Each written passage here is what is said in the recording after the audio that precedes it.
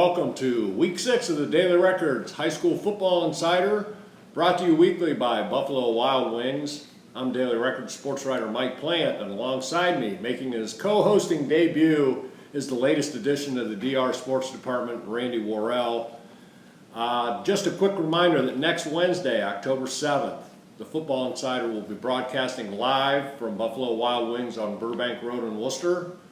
From 7:30 to 8:30 p.m., we'll have coaches and players from Worcester, Norwayne, and Smithville joining us to talk football. We'll also have some trivia and some other fun stuff going on. So we invite you up to join us next Wednesday from 7:30 to 8:30 at B-Dubs. Randy, last week was the halfway mark of the regular season, and we're starting to get a better read on our area football teams. I know the last 2 weeks you've had a chance to watch the Wayne County Athletic League. Right, you're exactly right. And in the Wayne County Athletic League, before the season, it seemed like a wide open race with, at least 4 teams at the top, and now Norwayne obviously has put themselves in the driver's seat.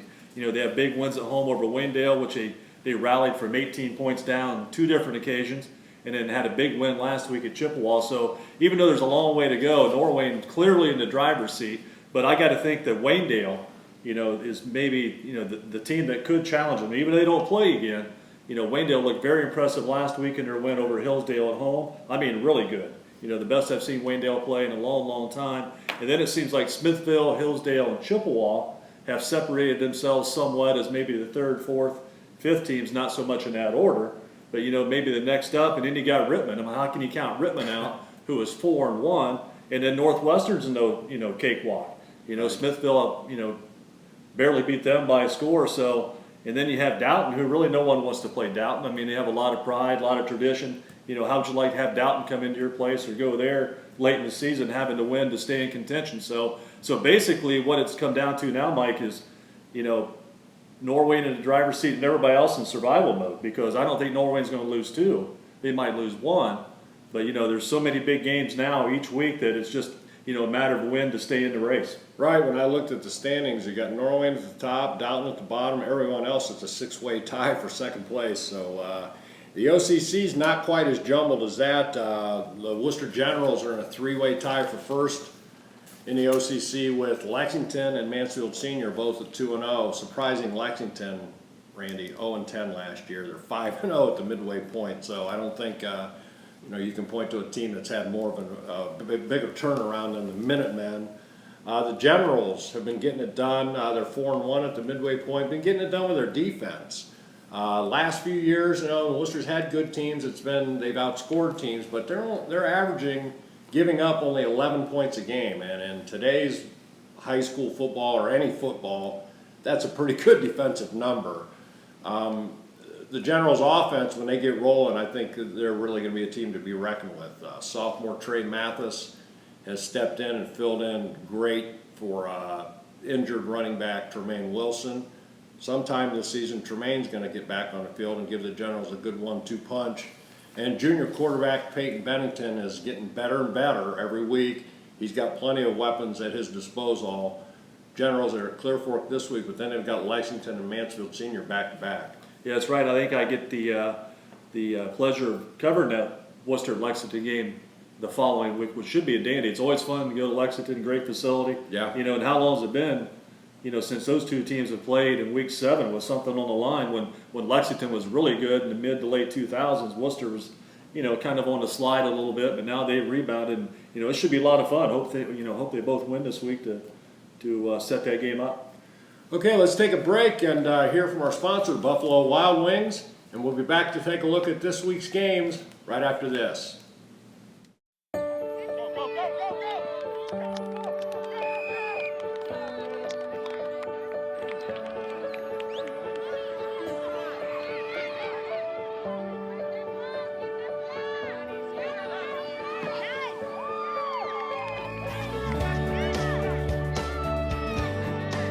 Buffalo Wild Wings Team Up for Kids program is proud to support the Boys and Girls Clubs of America.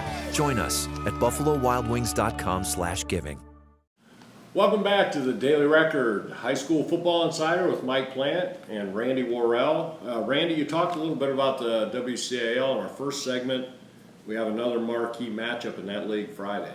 That's right. You got Waynedale traveling to Chippewa. Like I said earlier, it's survival mode for both. But what's interesting here is Chippewa is very much in the same position that Waynedale was last week. You know, having to bounce back from a disappointing loss. I mean, Chippewa got railed by Norwayne at home. You know, just a week earlier than Waynedale lost that 18-point lead at Norwayne. So Waynedale obviously has the momentum after that big win at home against Hillsdale. But you know, that should be the game of the week up there. I mean, it's going to be a lot of points scored. Be interesting to see how that one shakes out. Then you also have Hillsdale at Northwestern. You know, Northwestern was a team that everybody was counting on them being maybe 6 through 8, but Smithville beats them by a touchdown. Okay, they're at home against the Hillsdale team who lost big on the road at Waynedale. So there's another game right there that's going to be, you know, a survival mode game for Hillsdale and Northwestern, and they all have one loss. But if Hillsdale wants to repeat, they got to win at Northwestern. They cannot afford to have another letdown. And then the last game, which I'm covering this week, is going to be Smithville at Rittman. You know, how long has it been since Smithville and Rittman have played a game of this importance in week 6? I mean, I think I look back through the record book, and I think it was the 2005 season that 4 teams went to the playoffs. I think Smithville and Rittman, I think it was both in that conversation. You know, Rittman lost at South Range, and then I think Smithville was beat the first week too. But, you know, 10 years later, both of those teams, the neighbors, rivals, you know, are back at it. Yeah. And Smith, you know, they each have to win. You know, the loser of that is probably out too because they have some tough games to go. Smithville plays Waynedale yet. So, and then the last game we haven't talked about yet is Dalton and Norway. Now Norway is 2-0, clearly in the driver's seat, 2 big wins. But like I said, who really wants a Dalton team with all that tradition?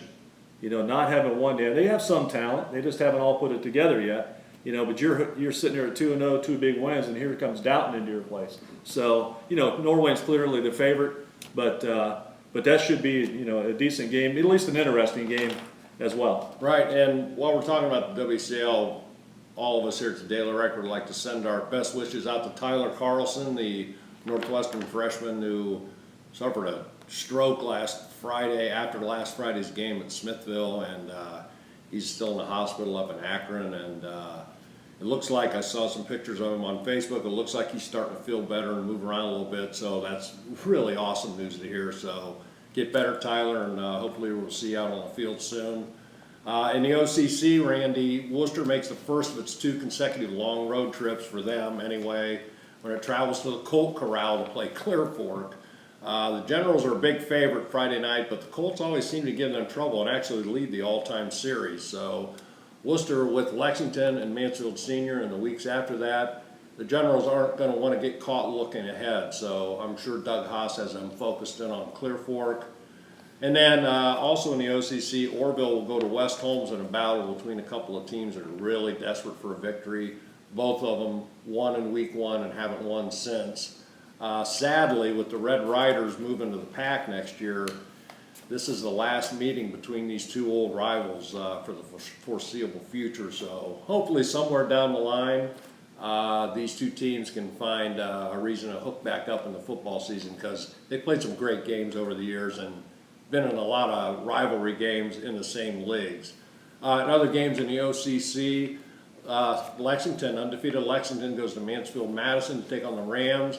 And what should be a real good contest over at Community Stadium in Ashland, Mansfield Senior will come over and take on the Arrows. Well, you know, you mentioned the OCC. You know, the interesting game in that is Senior at Ashland. You know, every year they seem to play. It's a Donnybrook. It's tight. It always has OCC title implications on the line for one of them. You know, you can throw Worcester in the mix. West Holmes last year in the mix when they made the late rally, but I like that game. I like Senior at Ashland. Other games we have, Fairless will be going to Triway in the PAC as the Titans look to get off the schneid and get the victory in the PAC. Tuslaw will go to CBCA. Cloverleaf at Woodridge, and I know the last game on our schedule, I know, Ranger, you're looking forward to this one. Well, Loudonville travels to Lucas. You know, Lucas is a small school. I think they're leading. They're in first place in the region, 24 Division 7 standings. I mean, they didn't win a game for quite a while. I mean, they were, you know, let's just face it, they were pretty bad. And Loudonville's coming off of 3 or 4 really good seasons. So this is an interesting game. And also, Mike, you talked about Fairless and Triway, Tuslaw, CBCA. You know, when is someone going to take control of the PAC? Maybe Indian Valley stood up maybe Right. made a stand last week, no pun intended, but with the big win at Tuslaw, but you got Manchester now, it's playing a little bit better. You got Triway, who knows what's going on down there. I mean, they need to win bad, but Fairless, Tusky Valley, they're not terrible teams, so Triway's going to have to really play well to get a home win against Fairless.